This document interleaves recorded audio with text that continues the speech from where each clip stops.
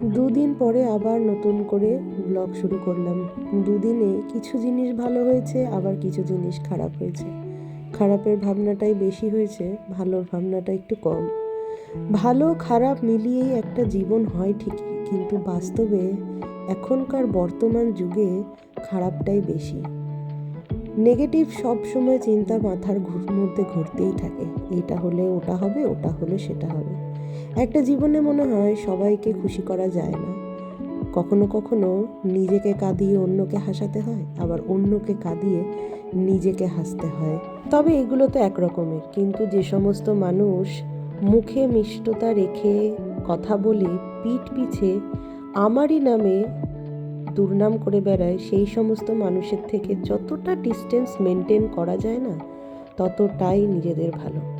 অনেকেই আসবে মলম লাগাতে, কিন্তু সেই মলমের মধ্যে যে লঙ্কার গুঁড়ো মেশানো থাকবে না, সেই গ্যারান্টিটা কে দিতে পারে? আমি জানি না আমি নিজে কতটা ভালো, কিন্তু লোককে খারাপ ভালো যেটাই বলি না কেন, তার আগে নিজের ভেতরকার ভালো খারাপটাকে জাজমেন্ট করাটা খুব জরুরি। আচ্ছা, ভালো কাকে বলে? আমি না সত্যিই জানি না। আমার কাছে মনে হয় ভালো অ্যাডজাস্টমেন্ট করাটাকে কি ভালো বলে? একটা জীবনে চলতে গেলে যে যত বেশি অ্যাডজাস্টমেন্ট করবে সে তত ভালো, নাকি অ্যাডজাস্টমেন্ট না করে নিজের দিকে তাকিয়ে নিজের যেটা ভালো লাগবে সেই দিকে প্রায়োরিটি দেওয়াটাকে ভালো বলে? কাকে ভালো বলে বলুন তো?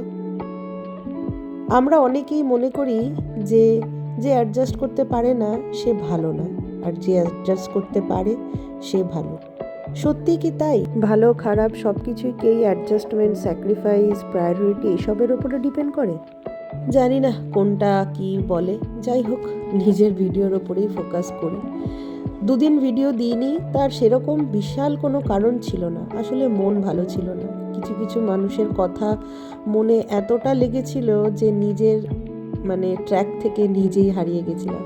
তারপরে ওই ডিমোটিভেট হয়ে যাওয়ার পরে নিজেকে দুদিন ধরে মোটিভেট করে নিজের সেই ফেরানো হারিয়ে যাওয়া সমস্ত এনার্জি এক জায়গায় করে আবার নতুন করে ব্লগ দিচ্ছি।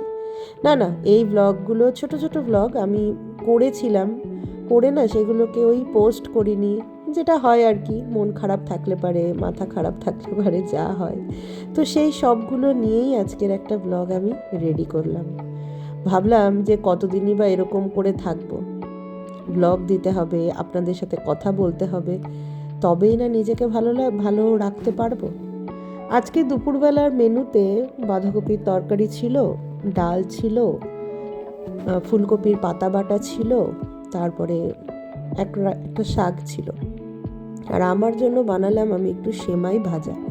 কিছুই না, সব রকমের সবজি যা যা ছিল বাড়িতে, ফুলকপি, ক্যাপসিকাম, গাজর, পেঁয়াজকলি, বাঁধাকপি সমস্ত কিছু ভালো করে সটে করে নিয়ে একটু ম্যাগি মশলা দিয়ে তারপর সেদ্ধ করা সেমাইটা দিয়ে ভালো করে ভাজা ভাজা করে নামিয়ে নিয়েছিলাম।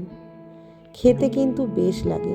আসলে সপ্তাহ দুয়েক হয়ে গেল আমি ভাত খাচ্ছি না, এই অতিরিক্ত ঠান্ডা, তারপরে নিজের সুগারটাকে কন্ট্রোল করার জন্য। আসলে রোগটা না খুব তাড়াতাড়ি আমাকে আপন করে নিয়েছে, এত ভালোবেসে ফেলেছে যে ভালোবাসা রাখার আর জায়গাই পাচ্ছি না। দুপুরে খাওয়া দাওয়া কমপ্লিট করে একটু রেস্ট নিয়ে সন্ধ্যাবেলা অলিরানিকে পড়াতে দিয়ে বাড়িতে মাকে চাটা করে দিয়ে আবার গেছিলাম অলিরানিকে নিতে। তো বাড়ি ফেরার সময় গেছিলাম একটুখানি সুইট অ্যান্ড ক্রিমে। অনেক দিন ধরে একটা কেক খাবো করছিলাম, কিন্তু ওই যে সুগারটা বেড়েছে সেই জন্য ভয়েই খেতে পারছিলাম না। কিন্তু আজকে আর নিজের জিভটাকে আর আটকাতে পারলাম না, জানেন, চলেই গেছিলাম। না, নিয়েছিলাম একটা ব্রাউনি, আর অলিরানি নিজের জন্য কোন কেকটা নেবে সেটা পছন্দই করে উঠতে পারছিল না। ডোনাট শেষ হয়ে গেছিল, কারণ অনেকটাই রাত হয়ে গেছিল, তখন ঘড়িতে প্রায় 8:30 পৌনে 9টা বাজে।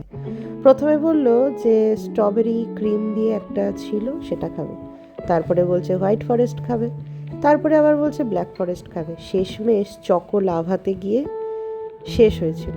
চকো লাভা তো বাড়িতে গরম করাটা পসিবল না, যতই গরম জলে দিই না কেন সেই টেস্টটা আর পাওয়া যায় না বলে অলিরানি ওখানেই খেয়েছিল।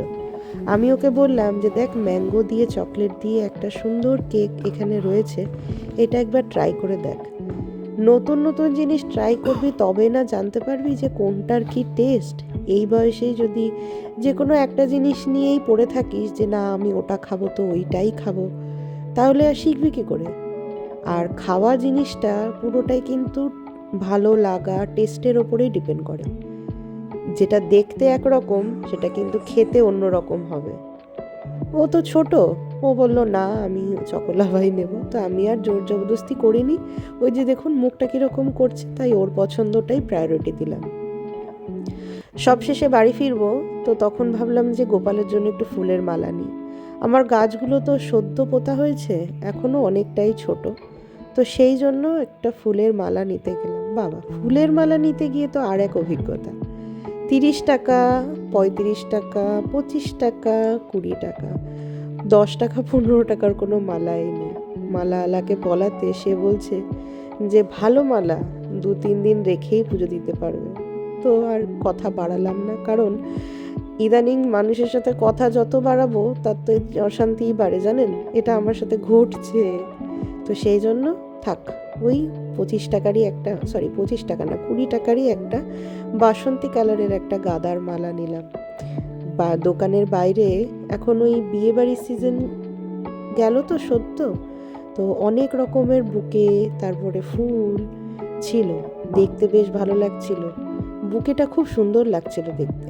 দাম করলাম, দাম শুনে আমি তো একটা গোলাপ নিলাম গোপালের হাতে দেওয়ার জন্য।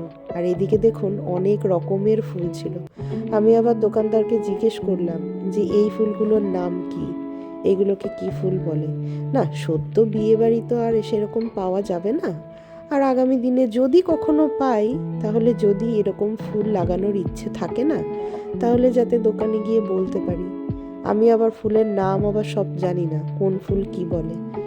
তবে হ্যাঁ, অর্কিড ফুলটা লাগানোর খুব ইচ্ছে ছিল, যে কোনো একটা বিয়ে বাড়িতে লাগাবো আর কি আগামী দিনে। তো সেটাই আমি ওনাকে জিজ্ঞেস করতে উনি ভেতর থেকে দেখালেন। সেই ফুলের যা দাম বললো না, বিশ্বাস করুন আমি না হয়ে গেছি ওইখানেই, যে এত দাম হতে পারে। উনি আবার ভালোবেসে আমাকে একটা দিলেন, আমি আবার ওটা গোপালের জন্য নিয়ে এলাম, যে গোপালের হাতে দেবো। দেখতে কি সুন্দর, তাই না? যাই হোক, আজকের ব্লগটা এরকম একটুখানি খামখেয়ালিভাবেই রইল। কালকের থেকে নতুন ব্লগ নতুন রকমভাবেই দেব। তো আজকের জন্য আসি, হ্যাঁ। প্রচণ্ড ঠান্ডা বেড়েছে। আপনাদের ওখানে কীরকম ঠান্ডা, কেমন আছেন সবাই ঠান্ডাতে? আজকের জন্য এই অবধি রাখলাম। দেখা হবে কালকের একটা ব্লগে। ততক্ষণের জন্য সবাই ভালো থাকবেন, সুস্থ থাকবেন, সবাইকে ভালো রাখবেন। Tata, good night.